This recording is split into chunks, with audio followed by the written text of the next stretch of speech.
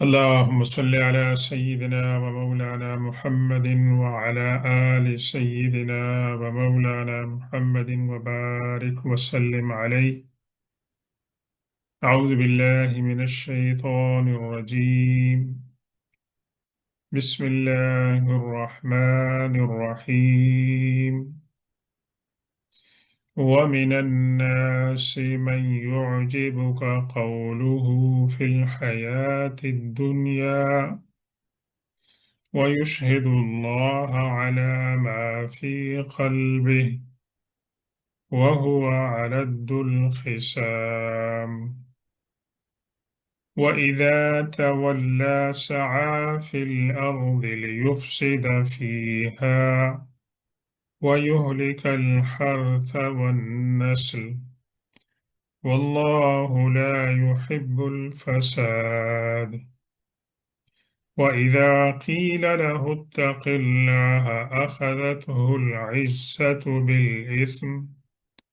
فحسبه جهنم ولبئس المهاد. ومن الناس من يشري نفسه ابتغاء مرضات الله والله رؤوف بالعباد. صدق الله مولانا العظيم وبلغنا رسوله النبي الأمي الأمين الكريم ونحن على ذلك لمن الشاهدين والشاكرين والحمد لله رب العالمين. السلام علیکم ورحمۃ اللہ تعالی وبرکاتہ۔ ہمارے آج کے درس کا آغاز سورہ بقرہ کی آیت نمبر 204 سے ہو رہا ہے، اور اس کے اندر ہم آج 4 آیتوں کا مطالعہ کریں گے، اور یہ آیات اپنے مضمون کے لحاظ سے بہت ہی اہم ہے کہ ایک تو ہمیں حضور پاک صلی اللہ علیہ وسلم کے دور کے معاشرے کے بارے میں بتاتے ہیں کہ جو صحیح مسلمان تھے ان کا رویہ کیا تھا آزمائشوں میں، مشکلات میں، اور ان کے مقابلے میں جو لوگ زبانی اسلام کا دعویٰ کرتے تھے لیکن دل میں منافق تھے، ان کا رویہ جو ہے وہ کیا تھا۔ تو ایک لحاظ سے یہ انسانوں کے اندر ایمان اور کفر کے لحاظ سے تقسیم ہے، اور اس سے پہلے حج کے بارے میں جو آیات نازل ہوئیں ان کے اختتام پر آیت نمبر 200، آیت نمبر 201 اور 202 میں انسانوں کی 2 قسمیں جو ہے بیان کی گئی۔ پہلی قسم وہ لوگ تھے جو عرب سے تعلق رکھتے تھے، ابھی مسلمان نہیں ہوئے تھے۔ ان کا طریقہ کیا تھا کہ عرفات میں پہنچ کر وہاں پر وہ اپنے قبیلے کی جو مناخر تھے اور مناقب تھے، فضائل تھے، وہ بیان کرتے تھے، اور اللہ تبارک و تعالیٰ سے جب دعا کا معاملہ آتا تھا تو صرف یہ کہتے تھے ربنا آتنا فی الدنیا، اللہ تعالیٰ ہمیں دنیا میں اچھی اولاد عطا فرمائے، بارش ہو جائے، کھیتی باڑی اچھی ہو جائے، بس اتنی دعا کرتے تھے۔ یہ بھی نہیں کہتے تھے آخرت کا ذکر، کیونکہ وہ آخرت کو بلیو نہیں کرتے تھے۔ ان کے مقابلے میں مسلمان تھے جو کہتے تھے ربنا آتنا فی الدنیا حسنہ وفی الآخرۃ حسنہ وقنا عذاب النار، اللہ تعالیٰ ہمیں دنیا میں بھی اچھائی عطا فرمائے، آخرت میں بھی اچھائی عطا فرمائے، اور اللہ تبارک و تعالیٰ ہمیں جہنم کے عذاب سے بچائے۔ تو یہ جو دعا ہے یہ اللہ کے رسول صلی اللہ علیہ وسلم کو ان دعاؤں میں سے ایک ہے جو بہت ہی پسند تھی، اور آپ یہ دعا فرمایا کرتے تھے، حتیٰ کہ حج کے دوران طواف کے اندر اور آگے پیچھے جہاں کہیں بھی آپ کو کوئی اور دعا نہیں آتی ہے تو یہ دعا مانگنے کی تلقین کی گئی ہے۔ ایک روایت ہے کہ اللہ کے رسول صلی اللہ علیہ وسلم اپنے ایک صحابی کی عیادت کے لیے تشریف لے گئے، تو وہ بہت ہی کمزور اور لاغر ہو چکے تھے۔ اللہ کے رسول صلی اللہ علیہ وسلم نے پوچھا کہ تمہیں یہ کیا ہوا؟ تو اس نے کہا کہ میں نے اللہ سے ایک دعا مانگی تھی، اللہ آپ نے مجھے آخرت میں جو عذاب دینا ہے، تکلیف دینی ہے، آخرت کی بجائے مجھے آپ دنیا میں وہ تکلیف دے دیں تاکہ میں آخرت میں تکلیف سے بچ جاؤں۔ اور ان کی وہ دعا قبول ہوئی، تو اللہ کے رسول صلی اللہ علیہ وسلم نے فرمایا کہ آپ آخرت کے عذاب کو برداشت نہیں کر سکتے ہیں، آپ کو یہ دعا مانگنی تھی کہ اللہ تعالیٰ مجھے دنیا میں اچھائی عطا فرمائے، آخرت میں اچھائی عطا فرمائے، اور جہنم کے عذاب سے بچائے۔ تو ایک وہ انسانوں کی تقسیم تھی، اور یہ انسانوں کی تقسیم ہے، اور اس کے اندر واضح تقسیم ہے کہ جو لوگ اسلام کا زبانی اعلان کرتے ہیں اور ان کا عمل جو ہے اس کے خلاف ہے۔ تو چلتے ہیں، تھوڑی دیر پہلے کیا نام ہے، اس کا ہم ترجمہ دیکھ لیتے ہیں، اور اس کے بعد انشاءاللہ اس کے بارے میں جو اسباب نزول ہیں اور علماء کرام کی تشریحات ہیں ان کے بارے میں بات کریں گے۔ اللہ کے رسول صلی اللہ علیہ وسلم سے اللہ تبارک و تعالیٰ خطاب فرماتے ہیں کہ آپ کو لوگوں میں کچھ ایسے بھی لوگ ہیں جو اپنی گفتگو سے آپ کو امپریس کریں گے، دنیا کے معاملات کے بارے میں وہ بہت ہی اچھی باتیں کریں گے، جیسے کہ وہ دنیا کے ماہر ہیں، تجربہ کار ہیں۔ اور یہ بات بذات خود اچھی بات ہے کہ ایک انسان کو کسی چیز کا علم ہے تو وہ دوسرے لوگوں کو اپنی معلومات جو ہے وہ پہنچاتا ہے، وہ دوسروں کے لیے فائدہ مند ہوتی ہے۔ اور جب وہ یہ بات کرتا ہے تو یشہد اللہ علی ما فی قلبہ، اور اللہ کو گواہ بناتا ہے، یعنی قسم اٹھاتا ہے کہ میں جو باتیں کر رہا ہوں وہ باتیں صحیح ہیں، اور اس کی یہ وجوہات ہیں، یہ باتیں ہیں، یہ تمام وہ اس کی اس کی گفتگو کے اندر فصاحت ہوتی ہے، بلاغت ہوتی ہے، اور ایلوکنس ہوتا ہے، چرب زبانی جس کو آپ کہہ دیں وہ ہوتی ہے، اور کہتا ہے کہ میں اللہ کو گواہ بنا رہا ہوں کہ میں جو باتیں کہہ رہا ہوں صحیح کہہ رہا ہوں اسے۔ لیکن حال اس کا یہ ہے، وَهُوَ أَلَدُّ الْخِصَامِ، یہ دیکھیے ایک ہی آیت کے اندر اللہ تبارک و تعالیٰ نے اس کا انجام اور اس کی حقیقت بھی بتا دی کہ وہ الد الخصام، الد ہے افعل التفصیل سپرلیٹو ڈگری، اور خصام کہتے ہیں آرگومنٹ کرنا اور جھگڑا کرنا۔ آرگومنٹ کرنے میں اور جھگڑا کرنے میں وہ بہت ہی آگے ہے، یعنی ایکسٹریم پہ ہے، یہ تو اس کا حال ہے۔ اور اس کے بعد پھر فرمایا وَإِذَا تَوَلَّى، آپ کے ساتھ جب وہ یہ باتیں کرتا ہے اور اس کے بعد وہ آپ سے نکل جاتا ہے، سعی فی الارض لیفسد فیہا، تو وہ اس بات کی کوشش کرتا ہے کہ زمین میں فساد کرے، فساد کرے یعنی گڑبڑ پیدا کرے، امن کے خلاف کام کرے، وَيُهْلِكَ الْحَرْثَ وَالنَّسْلَ، اور کھیتی باڑی اور انسانوں کی اور جانوروں کی جو نسل ہے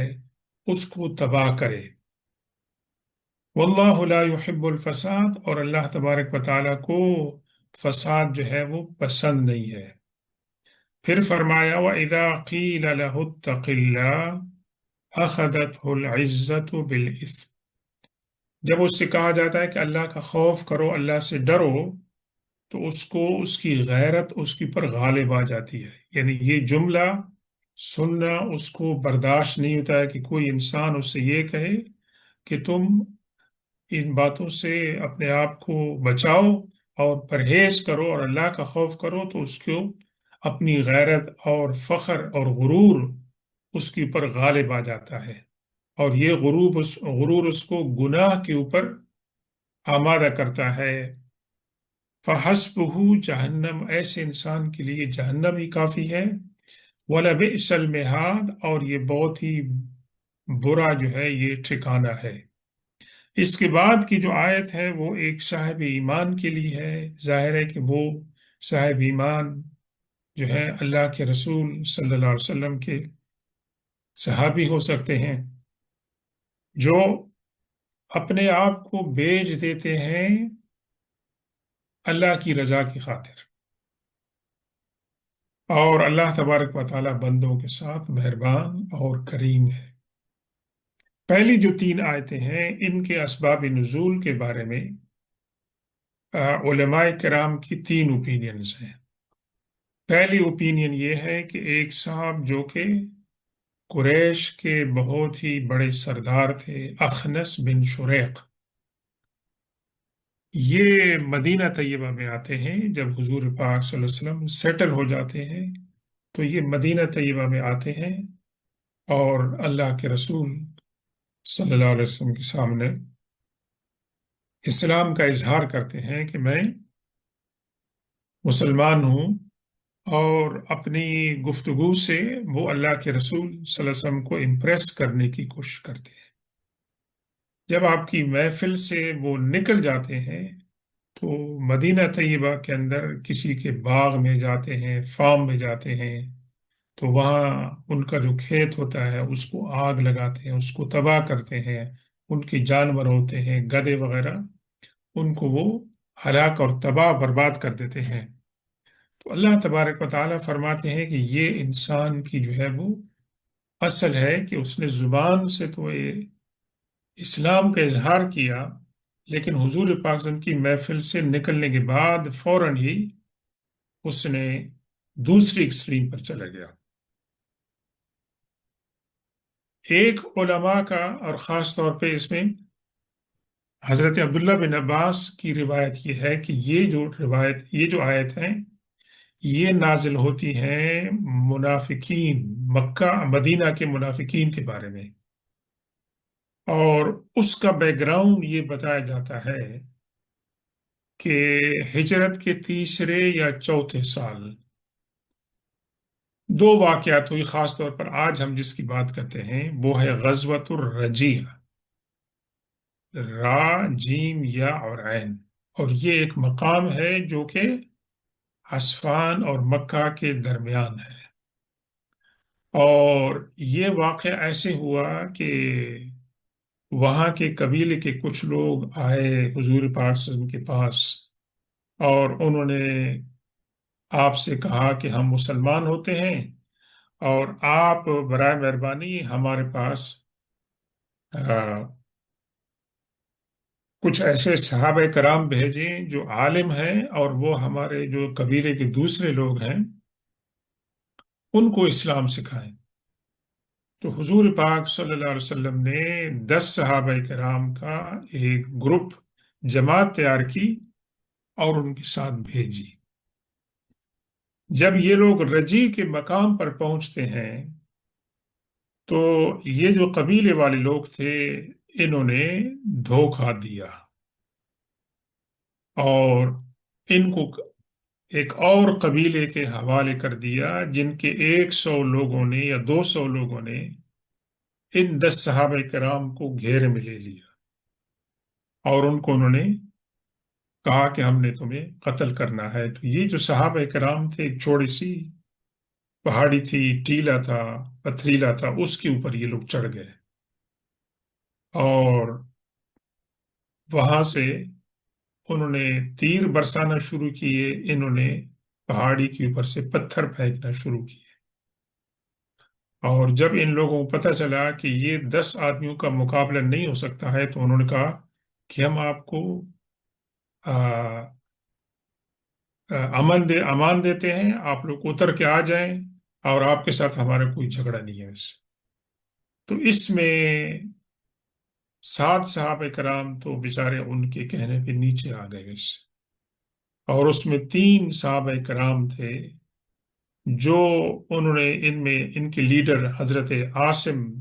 بنت ثابت رضی اللہ تعالیٰ عنہ، جو حضرت عمر فاروق رضی اللہ تعالیٰ عنہ کے خاندان کے قریبی تھے،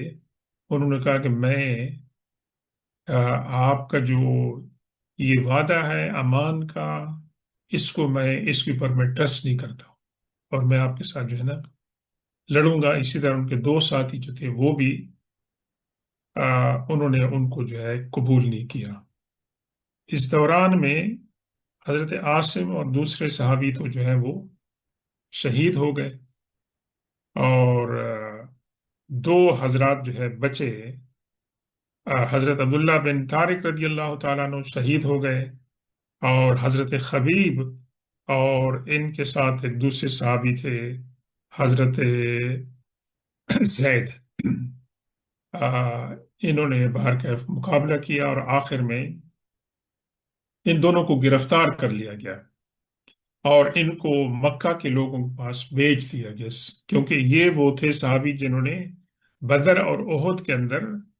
مشرکین کے بڑے بڑے سرداروں اور ان کے لوگوں کو انہوں نے کیفر کردار تک پہنچایا دیا تھا۔ المختصر یہ کہ حضرت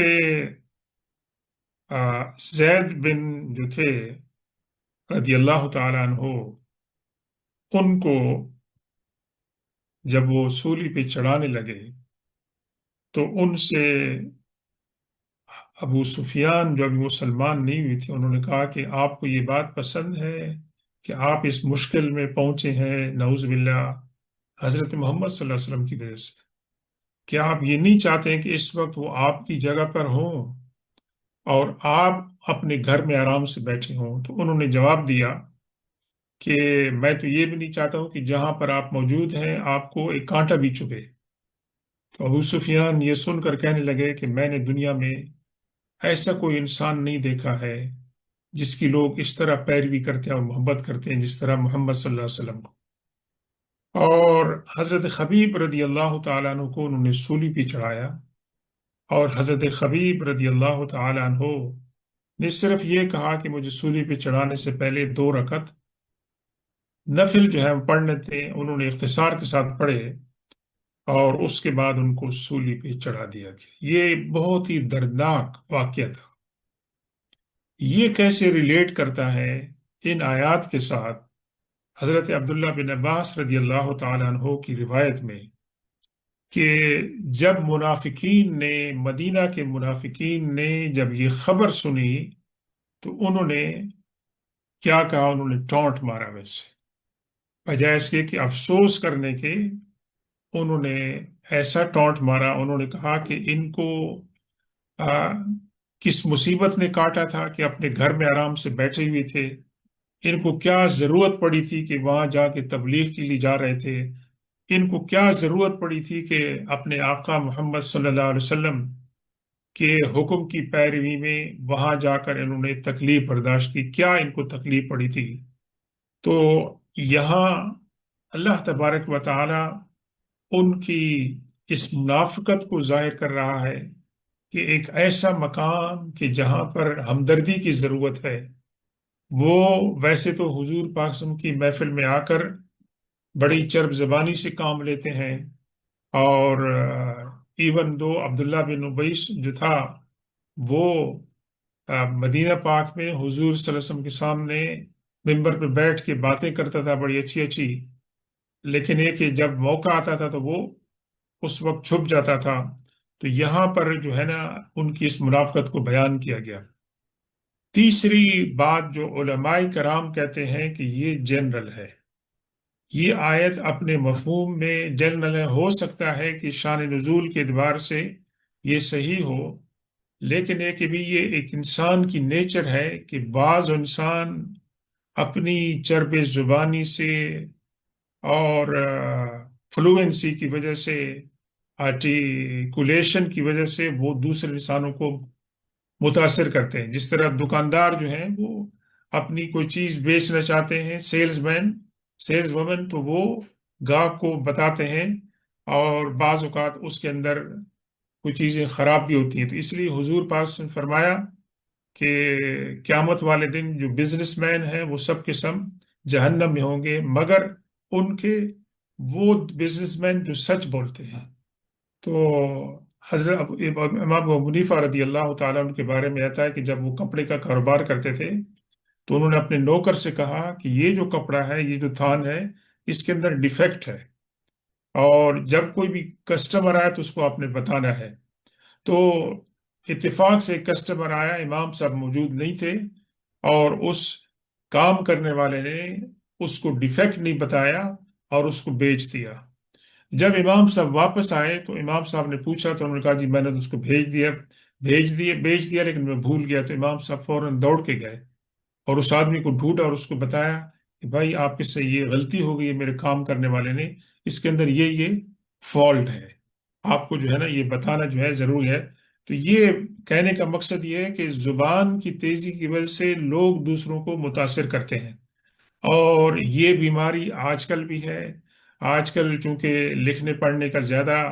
جو ہے ماحول بن گیا ہے، تو لوگ باتیں ایسی چپڑی چوڑی لکھتے ہیں جس سے اپنے آڈینس کو وہ متاثر کرتے ہیں، لیکن ان کا مقصد کچھ اور ہوتا ہے۔ اللہ تبارک و تعالیٰ ان کو جو ہے وہ جانتا ہے۔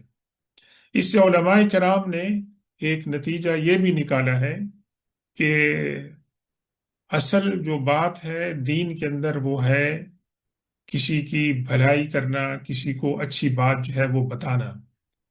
اور اگر کسی کے اندر کوئی برائی ہے، کوئی فالٹ ہے،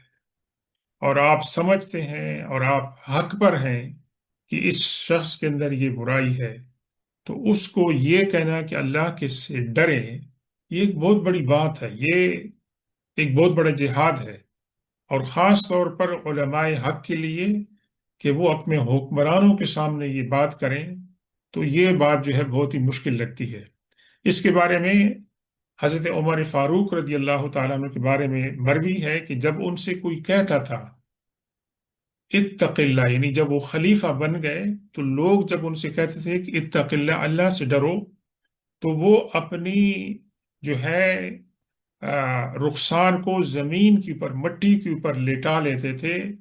اللہ کے سامنے عاجزی اور انکسار کرنے کے لیے کہ اس شخص نے مجھے یہ کہا ہے کہ اللہ سے ڈر،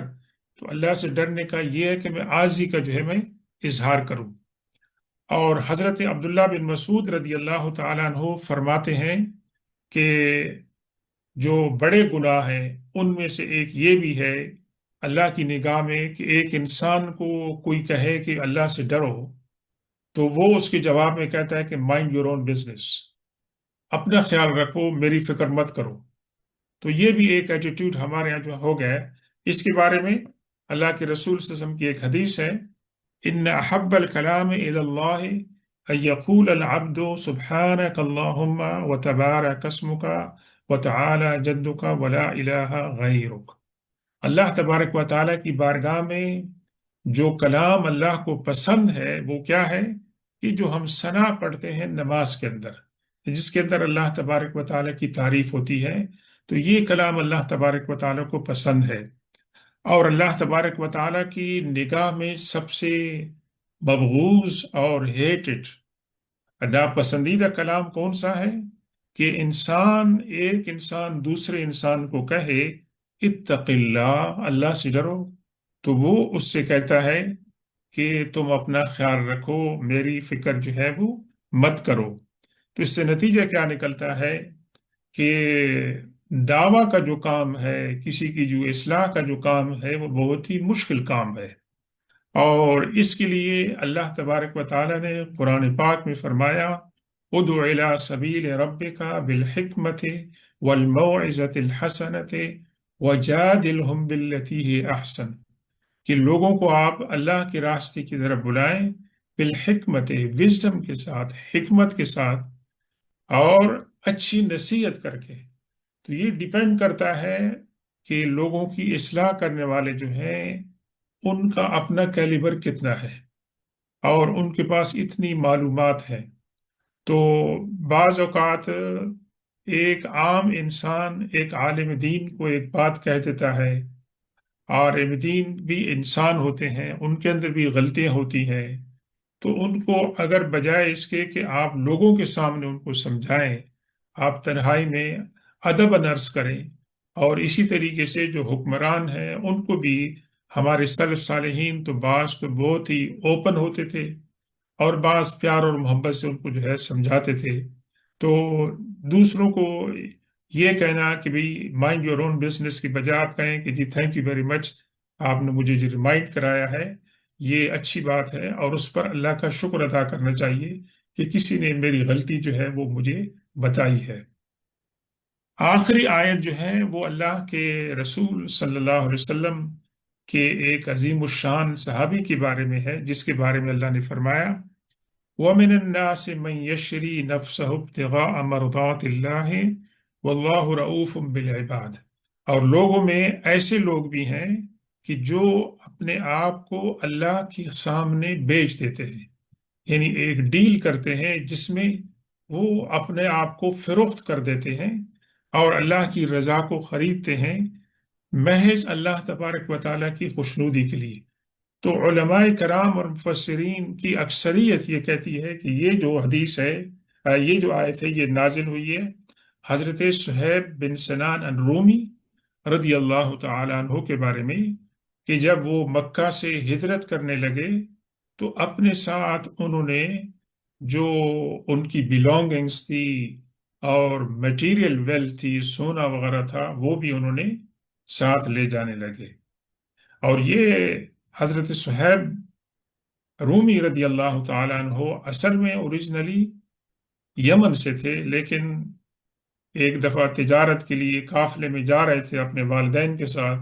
تو وہاں لوگوں نے ان کو لوٹ لیا اور ان کو جو ہے نا خرید لیا، غلام بنا لیا رومنز کے عیسائیوں کے ہاتھوں، اور یہ پھر یہ بکتے بکتے یہ مکہ میں آ کر پہنچ گئے۔ تو خیر بیک گراؤنڈ ان کا، تو یہاں پر انہوں نے سابقون الاولین ہے، یعنی جو وہ مسلمان جنہوں نے ارلی اسلام قبول کیا تھا ان میں سے تھے، اور انہوں نے اللہ کے رسول صلی اللہ علیہ وسلم کی صحبت میں فائدہ اٹھایا، اور ساتھ ساتھ انہوں نے تھوڑی سی بزنس بھی اپنی شروع کی، اور یہ خود کفیل ہو گئے، اور اتنے ان کے پاس کافی مال و دولت جمع ہو گیا۔ جب مدینہ پاک کی طرف ہجرت کا موقع آیا تو یہ مکہ سے نکلنے لگے، اور اپنے ساتھ جو سونا چاندی تھے اور جو اشرفی تھیں وہ تمام چیزیں انہوں نے کہا کہ میں لے کے نکلتا ہوں، لیکن فی الحال انہوں نے ان تمام چیزوں کو ایک جگہ پر ڈپازٹ کر کے رکھ لیا، اور خود تنہا اپنی تلوار کے ساتھ اور تیروں کے ساتھ جو ہے وہ آ گئے۔ تو راستے میں مکہ کے لوگ ان کے سامنے کھڑے ہو گئے کہ آپ نہیں جا سکتے ہیں، آپ کیسے جا سکتے ہیں کہ آپ جب مکہ میں آئے تھے تو مکہ میں آپ تو بالکل ہی غریب تھے، غلام تھے، اور ابھی آپ اتنے دولت مند بن گئے ہیں، تو یہ چیزیں تو نہیں ہو سکتی ہیں کہ ہم آپ کو الاؤ کریں۔ مکہ نے یہ سب کچھ، یہاں کی سوسائٹی نے آپ کو دیا، اور ابھی آپ جو ہے نا یہاں سے نکل کے جا رہے ہیں۔ تو حضرت صہیب رومی نے ان سے کہا کہ تم کیا چاہتے ہو؟ اگر تم لڑائی کرنا چاہتے ہو تو تمہیں پتا ہے کہ میں تیر اندازی کے اندر جو ہے میرا کوئی مقابلہ نہیں ہے، اور میرے پاس جتنے تیر ہیں وہ میں نکالوں گا اور تمہارے اوپر بچھاڑ کر دوں گا، اور تم نہیں بچ سکو گے، اور جب میرے پاس تیر ختم ہو جائیں گے تو میں تلوار سے تمہارا مقابلہ کروں گا، اور تم میں سے کون ہے جو میرا مقابلہ کر سکتے؟ اس لیے میرا راستہ چھوڑ دو۔ جہاں تک کہ میری دولت کا تعلق ہے، اگر تمہیں وہ دولت چاہیے اور مجھے چھوڑنا چاہتے ہو تو میں نے یہ دولت فلاں جگہ پر رکھی ہے، آپ وہاں جا کے، میں آپ کو نشانیاں بتاتا ہوں، آپ جا کے وہ دولت اور میرا سرمایہ لے لیں۔ اور وہ جو دولت تھی، ڈپازٹ تھے، وہ کسی کم مقدار میں نہیں تھے، وہ بہت بڑی تعداد میں تھے، اور ان کی خون پسینے کی کمائی تھی، لیکن انہوں نے اپنے ایمان کو اور اپنی جان کو بچانا اور حضور پاک صلی اللہ علیہ وسلم کے ساتھ پہنچنا جو ہے ان کو یہ منظور تھا، اور یہ تمام دنیاوی چیزیں انہوں نے اس کی پر قربان کر دی۔ جب یہ مدینہ پاک میں پہنچتے ہیں تو کہتے ہیں کہ میں قباء میں پہنچا، ابھی اللہ کے رسول صلی اللہ علیہ وسلم پراپر مدینہ میں جو ہے وہ موو نہیں ہوئے تھے، تو اللہ کے رسول صلی اللہ علیہ وسلم نے جیسے ہی مجھے دیکھا تو آپ نے فرمایا ربح البیع ابا یحییٰ، ربح البیع ابا یحییٰ، 3 مرتبہ فرمایا، یعنی حضرت صہیب کو حضور پاک صلی اللہ علیہ وسلم نے ابو یحییٰ کی کنیت عطا فرمائی تھی کہ صہیب رومی، تمہاری جو ڈیل ہے وہ بہت ہی پروفیٹیبل ہے۔ 3 دفعہ فرمایا۔ تو حضرت صہیب نے عرض کی کہ یا رسول اللہ، میرے وہاں سے نکلنے اور آپ تک پہنچنے میں کوئی اور انسان نہیں ہے جس کو یہ بات پتہ ہو، ضرور آپ کو جبریل علیہ السلام نے یہ بات بتائی ہوگی، یعنی ان کے ایمان کے اندر اس بات نے تقویت پہنچائی کہ اللہ کی وحی کے ذریعے یہ واقعہ جو تقریباً 300-400 کلومیٹر کے فاصلے پر ہوا، اور کمیونیکیشن کا اور کوئی ذریعہ نہیں تھا، تو یہ واقعے کی خبر اللہ تبارک و تعالی ہی نے حضور پاک صلی اللہ علیہ وسلم کو دی تھی، تو آپ کو ضرور جبریل علیہ السلام نے یہ بات پہنچائی ہوگی۔ تو اس سے حضرت صہیب رومی رضی اللہ تعالیٰ عنہ کے مقام کی فضیلت کی یہ بات بنتی ہے کہ اللہ تبارک و تعالیٰ نے ان کی شان میں جو ہے یہ آیت نازل فرمائی کہ انہوں نے اپنے آپ اپنا سودا کیا ایمان کے ساتھ، اور پھر اللہ تعالیٰ نے یہ ڈیل جو ہے اس کی خبر حضور پاک صلی اللہ علیہ وسلم کو پہنچا دی۔ تو یہ ایک تو سیرت کے حوالے سے ایک اہم واقعہ ہے۔ دونوں آیات جو ہے بتاتے ہیں کہ حضور پاک صلی اللہ علیہ وسلم نے مدینہ میں آپ کو کیسے چیلنجز تھے۔ مکہ کے چیلنجز مختلف تھے، مدینہ کے چیلنجز بھی مختلف تھے، اگرچہ بظاہر مدینہ کی لائف جو تھی وہ کمفرٹیبل لگتی تھی، لیکن مدینہ کی لائف کے اندر منافقین تھے اور اہل کتاب تھے جو ہر وقت آپ کی مخالفت کرتے تھے۔ تو اللہ تبارک و تعالی سے دعا ہے، ان آیات میں ہم نے جن مضامین کا مطالعہ کیا ہے، اللہ تعالی ہمیں اس کو سمجھنے کی توفیق عطا فرمائے۔ اور یہ مضامین ایک تو اپنے اس اسباب نزول کے لحاظ سے خاص ہیں، لیکن اپنے مفہوم کے لحاظ سے عام ہیں، کہ ہم دیکھتے ہیں ہر دور میں اور ہمارے دور کے اندر بھی کہ کتنے لوگ ہیں کہ جو مسلمانوں کے ساتھ زبانی ہمدردی کا اظہار کرتے ہیں، لیکن عملاً وہ مسلمانوں کے خلاف ہوتے ہیں۔ اللہ تبارک و تعالی ہمیں قرآن پاک کو سمجھنے اور اس پر عمل کرنے کی توفیق عطا فرمائے۔ سبحان ربک رب العزت عما یصفون وسلام علی المرسلین والحمد للہ رب العالمین۔